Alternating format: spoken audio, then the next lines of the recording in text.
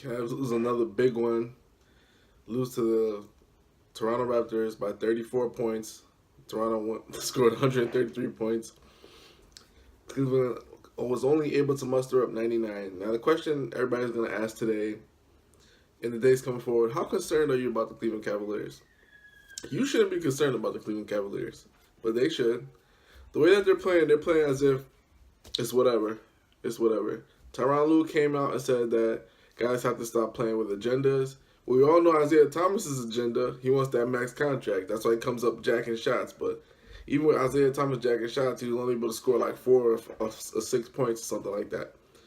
You know, LeBron has an agenda to win titles. I don't know if everybody else is on the same page as that.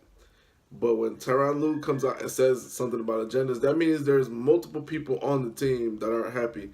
You saw this last year when Kyrie Irving basically, during the summer, requested a trade. And then Iman Shumpert requested a trade as well. Everybody else is playing horribly besides LeBron James. You know, last night's game, LeBron had like 26 or something like that. Kevin Love had 10. J.R. Smith had 0. It's Isaiah Thomas had like 6. Dwayne Wade had 4. There's something going on within the ranks that's more than basketball. I don't know if it's LeBron rubbing people the wrong way. As you all know, LeBron, what he does is he rubs people the wrong way first, and then after a while, people adjust to him. He doesn't really adjust his attitude to people. You know, he's like, "Why should I'm the best guy on the team? You need to fall in line, etc., etc." And while people say LeBron is easy to play with on the court, on one end, he's hard to be a teammate with because he sends cryptic messages, or you see him in the huddle last night, he's yelling at guys like openly in the public instead of waiting to go to the locker room, whatever the case is. While some may see it as great leadership, other guys on the team might say, well, hey, you've been to 3 straight finals, but I've been to 3 straight finals as well. I know what it takes. You don't talk to me like that. You saw that with Mario Chalmers and LeBron. Like one time, Mario Chalmers and LeBron, they got into it in Miami, and LeBron was getting ready to jump over there and punch him in the face. And then after the whole thing fizzled down, and then it was like the next couple plays, LeBron was like, "That was my bad. That was my fault." Because Mario called him out for missing a play or whatever, missing a defensive assignment, and LeBron was yelling at him or whatever.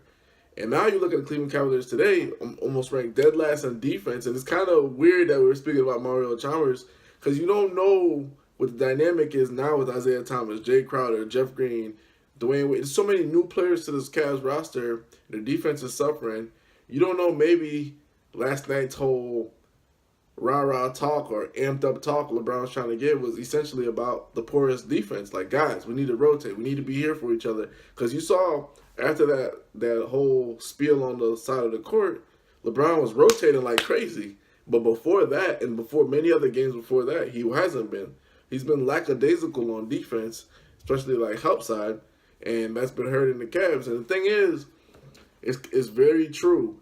Everybody else does what the leader does. So if you're the leader of your home, your team, your business, if you're lackadaisical, other people will be lackadaisical. And that's what people are doing, like on the Cavs. Like, you'll see maybe 1 or 2 guys play strong defense, but for the most part, if LeBron ain't playing good defense, why should I? And that's basically the message that's been sent. And that's why they've lost to the Timberwolves by 20-something points, but they were down 40. Last night they were down 40 almost again, lose by 34. This is not pretty. And, you know, people have this blind faith in LeBron James and he's going to get to the finals, this Eastern Conference and stuff like that. But you're only one ankle turn away, or you're only one locker room discord away from not making it to the finals. You're only, you know, you can get bested. You know what I'm saying? It's not meant in the cards for people to go to all the finals or whatever the case is. You will miss 1 or 2. So that being said, they're, like LeBron said, they're a fragile team, but the whole situation is fragile. And, you know, from the coach's perspective to the player perspective to the personnel perspective, they're still trying to gel. People are like, oh, no, this is not a big deal. These Cavs teams, they've given up 125 plus points in the last 3 games. 125 points in their last. They gave up 127 to Orlando, gave 120 something to Wolves, 133 to the Toronto Raptors. So you tell me there's nothing to worry about? it's an effort thing, but the effort is not coming because there is some kind of internal discord. I don't know if LeBron's not feeling Isaiah Thomas trying to come in and be a leader. I don't know if guys say they respect Wade, but they don't like the whole peanut butter and jelly thing. Like, you gotta understand, some guys, they'll act like biatches. Like, they'll make a joke out of something, but they really mean what they're saying through the joke. So there's a little bit of truth in the joke that they're saying. Like, all these guys are peanut butter. So I don't know, maybe that's rubbing people the wrong way. There's something in the milk that's not clean. That's how the phrase goes. And there needs to be some kind of, honestly, just sit down ain't gonna do it. What's gonna do it is either somebody in there needs to fight, or somebody needs to basically confront LeBron, like, hey, like, I don't feel what you're doing. Because there's something that he's doing that other guys aren't in line. Because you got to understand, like, last year they had the same kind of issues in January, but they weren't losing by 30 points. It's ridiculous. They lost games, but not by 30. See what I'm saying? So you could try to take the whole month off, but if you're going to take the whole month off, sit LeBron. That makes more sense. Sit him instead of making him play all these games and go through all the attrition and get whooped like this. It's like, doesn't make any sense. It takes a psychological toll, and then you're already thinking about June, but you're not building good habits now. And basically, what happened to them in the finals, all that stuff that happened to them last January caught up to them in June, and that's why they lost 4-1. They lost 4-1. That's why they lost, because it was like, we didn't build up the good habits, and that's kind of the thing that's killing the team. They have piss poor habits, you have moving parts, and you have a coaching situation where he's at the mercy of LeBron James. Like, and personnel wise, the team is at the mercy of LeBron James. So you can tell LeBron's like, bring me more help, but you won't make a commitment to the team. So why should they bring more help if you're going to be out of here next year anyway? Or you want them to make a commitment based on blind faith that you're going to stay with the team? Like, it's a disrespectful kind of notion, and it shows you where his relationship with the organization is.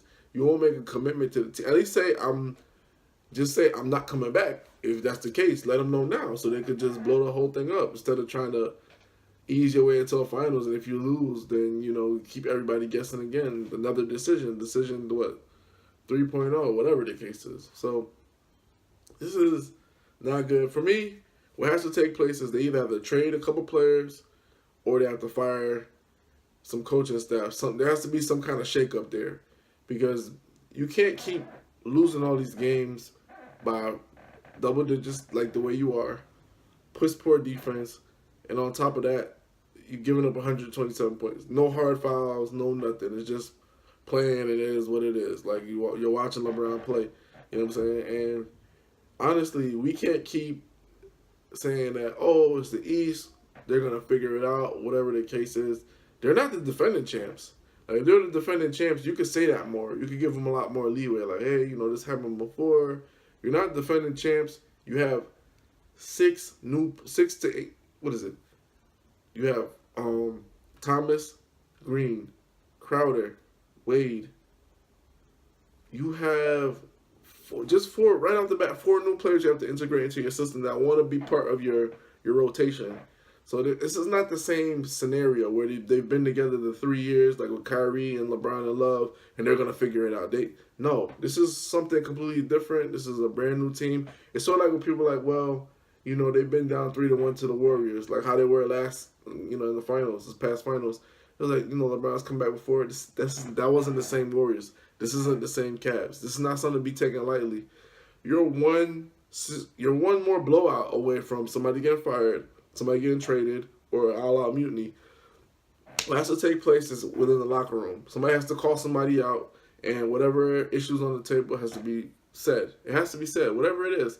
I don't know what it is. Maybe somebody got their girlfriend sniped. Maybe somebody's upset about their minutes. Maybe somebody doesn't feel like they have the respect of the coach. Something has to be said, because when you lose a game by 34 and then you were down another game before by 40, there's something more that's going on than basketball.